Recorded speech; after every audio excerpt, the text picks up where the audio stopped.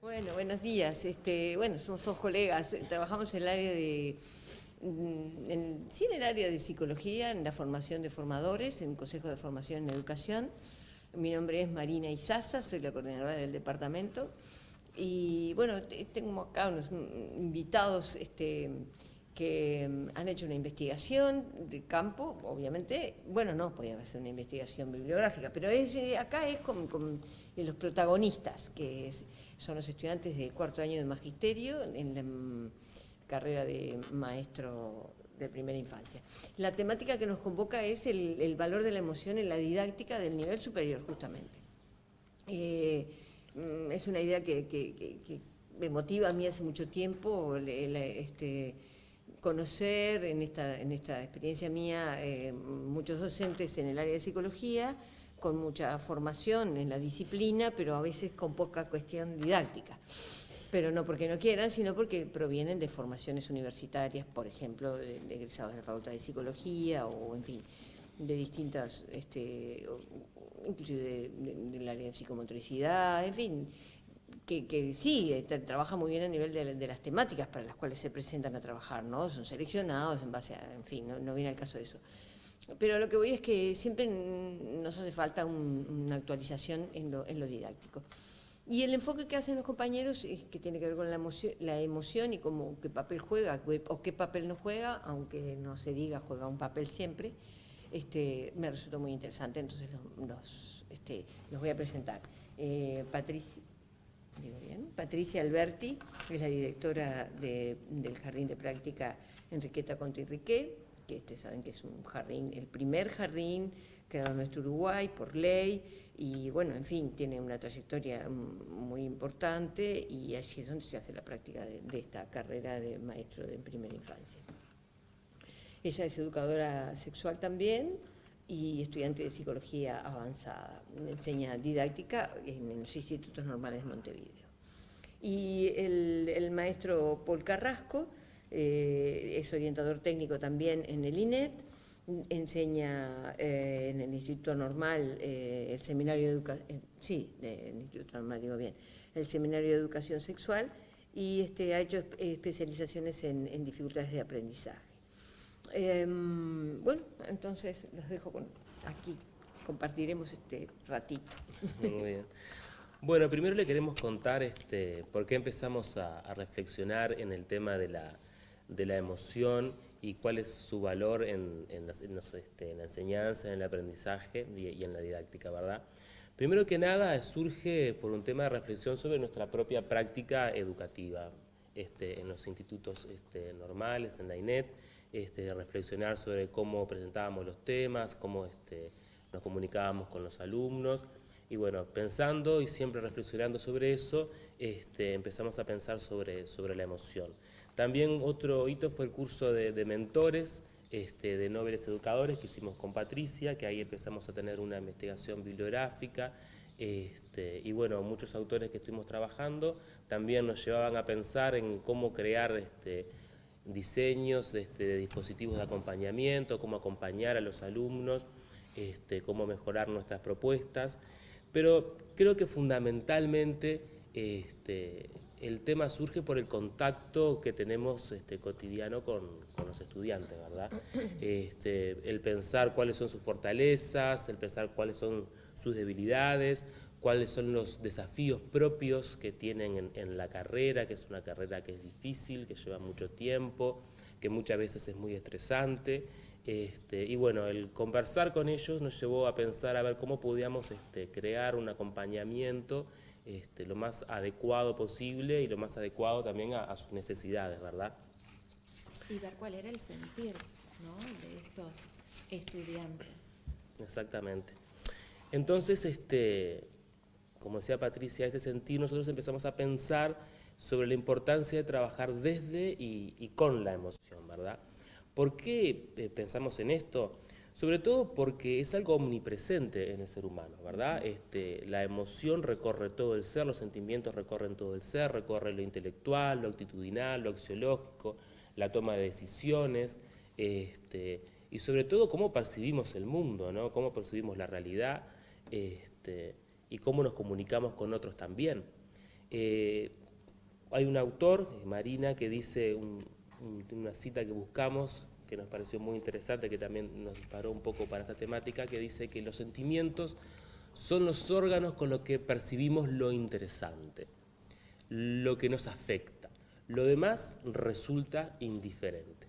Entonces, teniendo en cuenta esto, pensamos de que era importantísimo ver qué lugar nosotros le estábamos dando a la vida personal, a las emociones, al sentir, como decía Patti, de los alumnos, ¿verdad?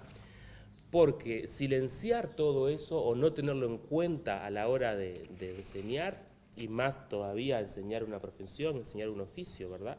El saber hacer, es como, nos parecía como un error, ¿no? Como invisibilizar esa esfera de los sentimientos, porque nosotros estamos construidos de sentimientos, todos lo vemos a partir de ahí.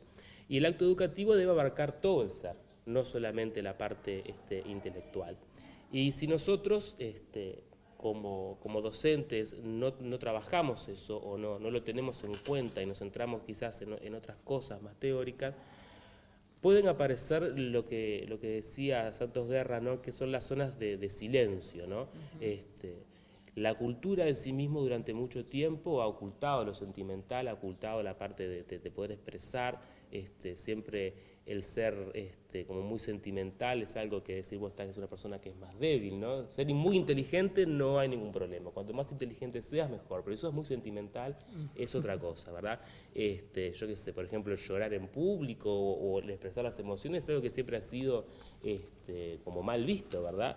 Y mucho más desde un paradigma androcéntrico que dice que, bueno, ¿no? Que la parte sentimental o la parte de los cuidados es cosa de mujeres, ¿no? Que eso no tiene realmente un valor. El valor está más dado sobre lo intelectual o lo profesional o otras cosas, ¿no? Entonces, como también ha pasado con la sexualidad, el crear esas zonas de silencio, el ocultar eso, crea después mitos, crea prejuicios, crea tabúes que, bueno, que obviamente nunca llevan como a un buen puerto, ¿no? Entonces nosotros pensamos de que, bueno, que esto no se tiene que reprimir, y mucho menos en lo que tiene que ver con lo educativo, tiene que tener su valor, ¿no? La parte emocional. Bueno, y esto nos llevó a pensar qué sucede con la emoción en nuestra práctica educativa cotidiana. Desde allí se nos hizo imperiosa la necesidad de empezar a incursionar desde algunos autores que manejan la temática, de los cuales, bueno, nos aportaron un sustento teórico. Allí, bueno, comenzamos a indagar a Santos Guerra, a Zabalza, a Ayaud, entre otros. Y por otro lado, nos propusimos, nos impulsó a indagar en un trabajo de campo de carácter exploratorio para buscar algunas respuestas a esto que nosotros nos habíamos propuesto. Bueno, desde allí lo que hicimos fue un cruce entre la teoría y la práctica para ver justamente la importancia y la implicancia de la vida afectiva en los estudiantes en esta relación enseñanza-aprendizaje. Claro. Y con respecto a lo que vos decías también, Marina, al principio, ¿no? Nosotros rescatamos a un autor francés que se llama Jean Hussy, que habla acerca de muchas veces de las ilusiones que tenemos nosotros como profesores en lo pedagógico, ¿no? Y una de las ilusiones que hablaba este autor era la ilusión del saber pedagógico y del saber disciplinario, ¿no? Si yo soy sabio en una disciplina, por ende soy sabio en el saber hacer de esa disciplina. Por ejemplo, si sé mucho de psicología del niño, voy a poder enseñar muy bien psicología del niño a mis estudiantes. Pero como decía él, eso muchas veces causa como una ilusión, porque muchas veces eso no sucede así, ¿no?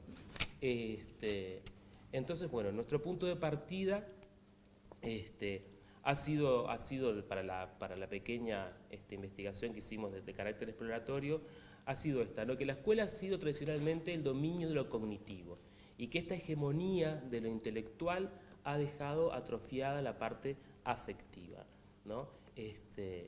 El decir que, bueno, que los sentimientos no quedan en la puerta de la escuela. Cuando uno entra a trabajar con los niños o cuando entra a trabajar en formación docente con los estudiantes, uno lleva consigo toda esa carga sentimental, lleva consigo toda esa carga, esa carga de de cosas emocionales que no la podemos dejar de lado y la tenemos que usar o utilizar como insumo para poder enseñar y como insumo para poder relacionarnos mejor con los demás, ¿verdad? Bueno, y desde allí nuestro trabajo de campo, que fue de carácter exploratorio y de naturaleza cualitativa.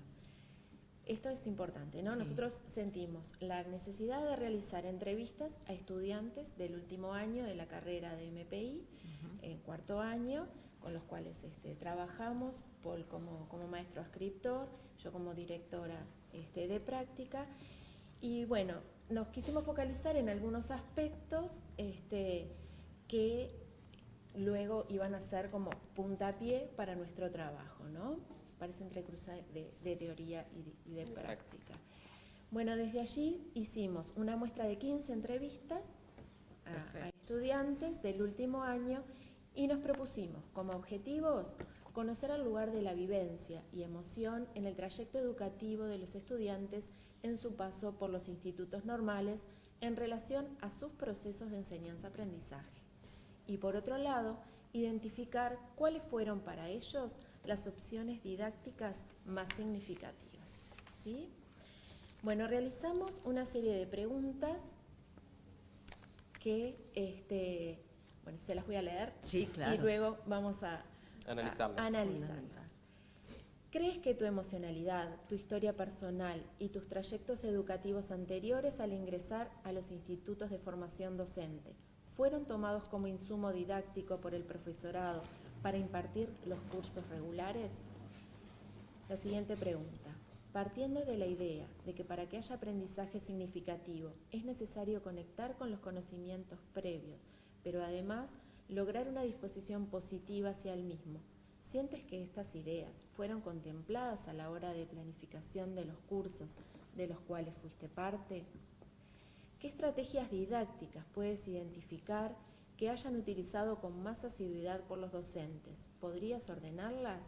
Y se dio una serie de 5 de las estrategias para que las ordenaran. Clases expositivas, trabajo colaborativo en talleres, trabajo individual, lectura de textos, aprendizaje basado en proyectos y talleres vivenciales. Por otro lado, se les preguntó en qué tipo de modalidad de las anteriores expuestas sientes que aprendiste mejor. Y la última pregunta, ¿sientes que hubo un equilibrio entre la vivencia, la teoría y la práctica en los cursos de los cuales participaste? Bueno, vamos a compartir ahora los resultados. Muy bien. Muy bien. Con respecto a la primera pregunta, si crees que tu emocionalidad y tu historia personal, los trayectos educativos fueron tomados en cuenta, la gran mayoría, por no decir la totalidad de los alumnos, dijeron de que no, de que ellos sentían, obviamente que estamos hablando de esta muestra que nosotros trabajamos, sentían de que no, de que en algunas materias un poco más, quizás en psicomotricidad o disciplinas que tienen que ver más con el cuerpo y con la emoción, pero que son parte más que nada de la disciplina. Pero en otras materias no, que no había sido tomado en cuenta. Que alguna vez se le había preguntado por qué elegiste magisterio, pero que no iba más allá de esa indagación, ¿no? No había un trabajo secuenciado con respecto a la educación emocional, ni que eso fuese tomado como insumo o como recurso para las clases. Con respecto a las respuestas de la pregunta número 2, que tenía que ver con los conocimientos previos, si fueron tomados en cuenta. Bueno, esto equiparado a la pregunta número 1, el sentir de los estudiantes, y en esto queremos remarcar que es su sentir, decían que no, en realidad no fueron contemplados esos conocimientos previos y que de repente en materias de tronco común era mucho más difícil porque tenían mucha cantidad de contenidos teóricos que impartir, entonces decían, bueno, capaz que no tenían tiempo para esto, justificando ¿no? al profesor. Justificando de alguna manera de, no, Son había tan buenos muchos, ellos. pero había muchos contenidos que impartir y eran... Claro, eso que como que crea también la parte de las clases superpobladas o con muchos alumnos, que eso también juega en contra, ¿no? Porque se crea como una gran distancia también, ¿no? En esa última alumno o alumna que está allí, ¿no? A veces hablábamos de lo virtual, que crea como grandes distancias, pero esas distancias dentro de un salón de clases a veces son enormes también. Eso decían los alumnos, ¿no? Y también otra cosa interesante era eso, ¿no? De que no se tomaba conocimientos previos con respecto también a lo que es la biografía de cada alumno, ¿no? De su trayecto, que no se tomaba mucho en cuenta lo individual, ¿no? Lo que había pasado cada alumno, ¿no? Porque obviamente cada historia es diferente. Hay muchos alumnos, por ejemplo, que vienen de otras carreras, otros que empiezan. El tema etario también es muy amplio. Sí, muchas variables, claro. Muchas Si variables. vienen de otro departamento. Exactamente. Y nosotros, inmigrantes actualmente. También. Y nosotros observamos eso, ¿no? De que la diversidad que se está dando en las aulas, en los institutos, es cada vez mayor, o por lo menos mucho mayor de cuando nosotros éramos estudiantes. Y por eso la importancia de ver si se estaba tomando en cuenta, o ellos sentían, ¿no? No podemos decir si se toma en cuenta o no, pero sí podemos hablar de la muestra, de que no se estaba tomando mucho en cuenta la parte de la atención a la diversidad, ¿no? Por varios factores, obviamente, ¿no? Exacto. Y por otro lado, con el tema de los conocimientos previos, sí. Lo importante que es, y ellos lo remarcaban así, lo importante que como futuros docentes tengan en cuenta los conocimientos previos de sus alumnos, y eso señalaban de que a partir de esta pregunta, por ejemplo, estaban reflexionando sobre su la metacognición. Exactamente. Sí. Y eso nosotros, bueno, ya que ellas mismas hayan tenido un proceso de pensarse, fue importante. Es un producto de su trabajo, del de ustedes. Bueno, con respecto a la pregunta... ¿Qué estrategias didácticas puedes identificar que hayan utilizado con más asiduidad por los docentes y se podrían ordenarlas? ¿Qué pasó? Bueno, con respecto a esa pregunta, decían que las clases expositivas y era la aplastante más mayoría. Útil, exacto, amplia mayoría, las clases expositivas y el trabajo individual también en algunos casos era tomado como importante. Una de las estudiantes decía, es que de esta manera yo aprendí toda mi vida, ¿no? Entonces, como que sola. no podía romper estructuras, ¿no? Pero después, en contrapartida con la otra pregunta que dicen qué tipo de modalidad de las anteriores sientes que aprendiste mejor, en contrapartida con la anterior pregunta, la amplia mayoría de los entrevistados decían que la estrategia con la que sentían que más y mejor habían aprendido era a través justamente de los talleres vivenciales, donde estaba puesto e implicada la emoción, el cuerpo y la vivencia, ¿no? O sea que, claro, nosotros veíamos eso, ¿no? Que lo que más se trabaja no es lo que ellos sienten que más aprenden, ¿no? Con respecto a esa estrategia. Por ejemplo, también con el aprendizaje basado en proyectos, que es una estrategia excelente, que parte del interés del alumno y está centrado totalmente en el alumno y en sus intereses, y a partir de ahí crear estrategias para realizar un producto, que es algo muy interesante. La mayoría decía que ni siquiera lo habían visto.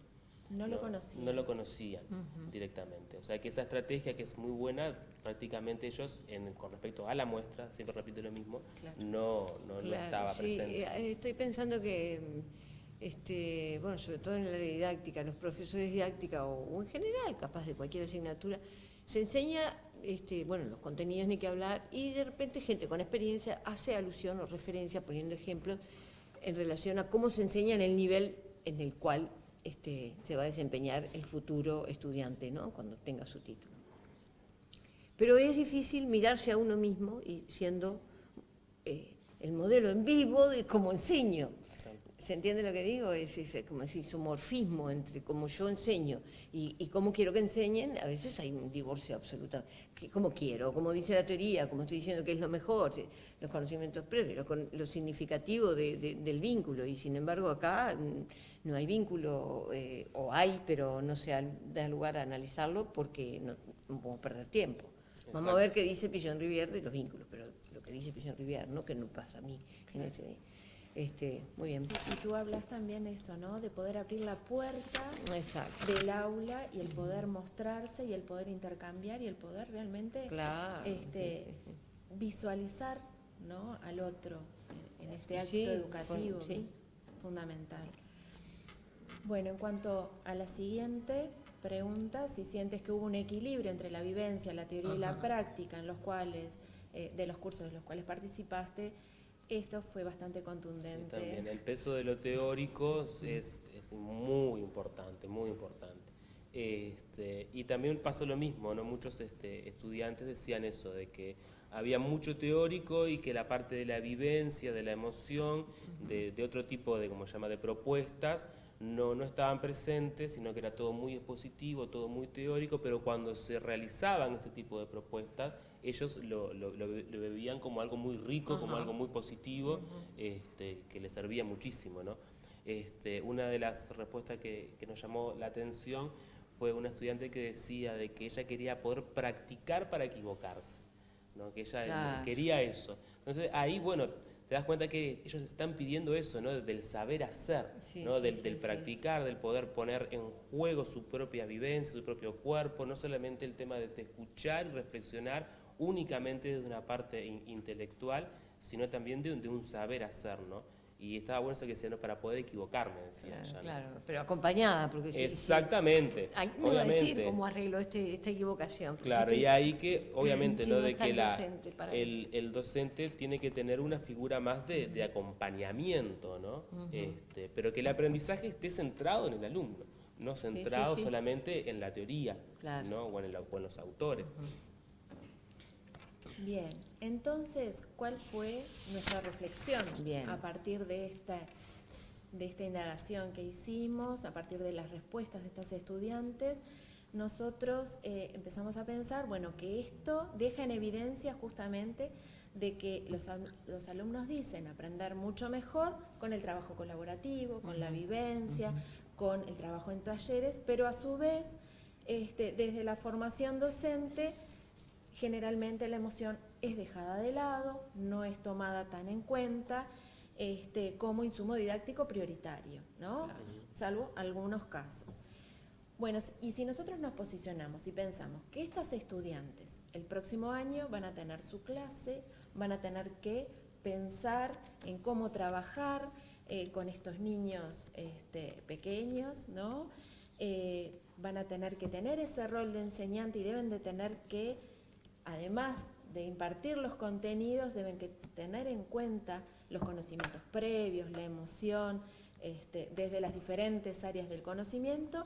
Nosotros nos pusimos a pensar, bueno, de verdad estas estudiantes van a poder poner en juego esto, ¿no? La emoción, ese sentir en el niño, si ellos mismos no lo vivenciaron, no lo vivieron, si no pusieron el cuerpo en acción, si no lo sintieron como vivencia. Bueno, desde allí pensamos que obviamente es sumamente importante rescatar esto, rescatar la emoción, tomar conocimiento de las posibilidades de nuestro propio cuerpo para poder conectarse con la emoción que nos provoca para desde ahí poder llegar a nuestros alumnos, ¿sí? Bueno, y una de las preguntas que nos hacíamos, como decía Patricia, era cómo poder rescatar la esfera de los sentimientos en formación docente puntualmente, ¿no? Y ahí nosotros trabajamos con el autor Santos Guerra, que él hace un lindo paralelismo entre la ciencia de la arqueología y la educación emocional, ¿no? Él habla acerca de que la ciencia y la arqueología tiene como 5 momentos, 5 estadios. Primero es el descubrimiento, el hallazgo de ese tesoro arqueológico. Luego viene obviamente la excavación, luego que se saca luz, ¿no? Está el estudio de esa pieza. Luego la protección, ¿no? Cómo protegerla. Y por último la exposición. Con respecto a lo que tiene que ver con la emoción y los sentimientos, creemos en el sentido que decía el autor, de que tiene que tener como más o menos la misma secuencia, ¿verdad? Primero que nada, el descubrir, ¿no? El no dejarlo invisible, sino saber de que eso está presente, ¿no? Tomarlo en cuenta, el descubrimiento, reconocerlo, ahí va. Luego excavarlo, bueno, ¿Qué es la excavación? Es lo que decía un poco Patricia, ¿no? El empezar a crear propuestas para que eso pueda salir a luz, para que los estudiantes puedan manejar toda esa parte emocional, ¿no? Muchas veces se dice que, bueno, que la madurez va con los años, y eso no creemos que no es tan así. No que la madurez vaya con los años, sino que la madurez va con la experiencia, sobre todo, ¿no? Y con la educación también emocional. Entonces hay que excavar y sacar a luz. Luego, obviamente, que estudiarlo, ¿no? Ver qué sucede con eso, cómo lo podemos tomar como insumo para que los estudiantes aprendan mejor, para que los estudiantes, sobre todo, estén más motivados, estén más tranquilos también a la hora de poder realizar todos sus desafíos, porque como decimos al principio, el magisterio es una carrera muy, muy estresante y que no termina cuando uno tiene su título, sino que el estrés sigue durante toda la vida. Y bueno, pero hay que aprender a manejar esas cosas, ¿no? Para poder nosotros, primero que nada, estar mejor, ¿no? Estar más tranquilos, sobre todo más felices, ¿no? Y más contentos con la profesión. Luego, la protección de eso, ¿no? Darle valor, ya después que lo trabajamos, que está presente, que buscamos estrategias, bueno, ahora eso, darle un valor y protegerlo, ¿no? Tomarlo realmente como un tesoro, que puede dar trabajo, sacarlo a luz, pero que queremos nosotros un gran valor. Y por último, la exposición, ¿no? Mostrarlo a los demás. Muchas veces, como hablábamos, la profesión de magisterio tiene eso, ¿no? De que muchas veces es muy individualista, ¿no? De que cada uno busca su forma o su manera y nos cuesta a veces mucho compartir, conversar, contarnos las cosas y bueno, la exposición tiene que ver un poco eso, ¿no? Exponer, cuando nosotros pudimos lograr algo, bueno, contarlo a los demás, intercambiar, que para mí la riqueza máxima de eso está ahí, ¿no? En el contacto con el otro. Sí, hoy hablábamos, hoy hace un rato hablábamos del trabajo en duplas pedagógicas, ¿no? De lo importante que es abrir la puerta, intercambiar, poder mostrarse, y esto rompe, ¿no? Rompe con algunas estructuras que no fueron instauradas, pero es un trabajo sumamente enriquecedor. Claro, y alivia mucho totalmente. El sentimiento de soledad. Y lo importante y de encontrar que otro piensa parecido o que piensa distinto, pero podemos intercambiar. Y lo importante que es el trabajo desde las fortalezas de cada uno, ¿no? Claro, se complementan los dos. Exacto. No es competitivo, no es cooperativo, rivalidad, colaborativo. Pero eso, más allá de usar la palabra, ¿no? Que a veces está como un poco de moda, trabajo colaborativo, es realmente vivenciarlo como algo que es positivo para nosotros y que nos va a hacer trabajar mejor y nos va a hacer vivir mejor, ¿no? Desde el año pasado en el instituto nosotros empezamos a trabajar con Sigla y Amaigenda en este trabajo en duplas para mostrar de alguna manera y ser modelo de esto que nosotros queríamos. Claro, practicar como una nueva práctica. Exacto. No, estaba pensando que en el nivel del nivel de educación terciaria, como tenemos nosotros en la formación docente, aún no universitaria, quién sabe por cuánto tiempo, pero bueno, sabemos que es terciaria y es como de edades, adultos, ¿no? Está mucho más reprimido, mucho más taponeado, mucho más, no sé, lo que quieran, la palabra que quieran, y cuesta en el sentido de... El gran temor es que si estaré perdiendo el tiempo, ¿para qué lo vamos a hacer? Bueno, me ha pasado montones de veces que yo, cualquier situación, de que entra un estudiante comiendo un refuerzo y ya estamos trabajando, pedirlo que lo comparta y no que por qué, y si no, bueno, entonces el recreo se come afuera y empiezan polémicas y bueno, vamos a actuarlo, vamos a ponernos en rol y a ver qué haríamos como profesores cuando ustedes tengan un alumno y entre comiendo, no sé si un refuerzo, pero en fin. Bueno, y a eso lo que pasa es que es cierto, yo, ¿por qué puedo hacer eso? Porque he tenido experiencia al respecto. Y alguien me ha dicho, mirá, se puede. Me ha respaldado, algún colega me ha dicho, vamos a trabajar juntos, tenés dificultades en no sé qué cosa en cuanto a que se concentren en... Y bueno, pero si no lo digo, si me cierro la puerta y me quedo con mis problemas y mis alumnos adentro... Es que muchas veces corremos de atrás con el tema de los programas, con las clases muy grandes, pero, y lo que hace es de que el tiempo se vuelva de una forma aditiva, ¿no? De que cada uno va adicionando más temas, más cosas, Pero el estudiante es siempre el mismo. Claro, pero no se llega como una conclusión de eso, ¿no? Es decir, bueno, ¿qué hacemos con todo esto? ¿Para qué sirve? ¿No? ¿Cómo lo voy a poner en práctica en el aula?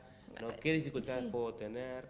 ¿No? Sí, que bueno, justamente nosotros, algo que nosotros planteamos a partir de acá, es esto de la importancia de que, bueno, el ser es biopsicosocial, es íntegro, y desde allí no podemos dejar de lado la emoción, ¿no? Entonces, bueno, posicionarnos de que la emoción es un aspecto fundamental y ya poder reflexionar sobre esto y ponerlo sobre el tapete. Estamos en un camino, ¿no? Sí. Que fue importante, inclusive lo que reflexionaron estos 15 estudiantes, ¿no? De las cuales se les hizo la pregunta, esta temática qué buena, porque nunca nos habíamos puesto a pensar. Claro.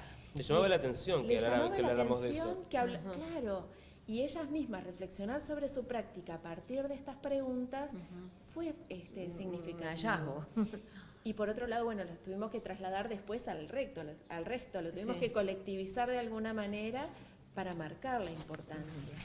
Entonces, bueno, nos interpela entonces ahora tener en cuenta esto, ¿no? Los paradigmas están cambiando, tenemos que pensar cómo vamos a poner en acción estas nuevas maneras de enseñar para que justamente sean mucho más efectivas y que pongan en juego la emoción. Nos parece también importante de que estas estudiantes que van a trabajar el año que viene tengan en cuenta esto, ¿no? ¿Quiénes son sus alumnos? ¿Cómo está compuesta su familia? Claro. Si tienen lo previo, ¿no? Su historia personal, qué fue significativo, ¿no? de sus alumnos.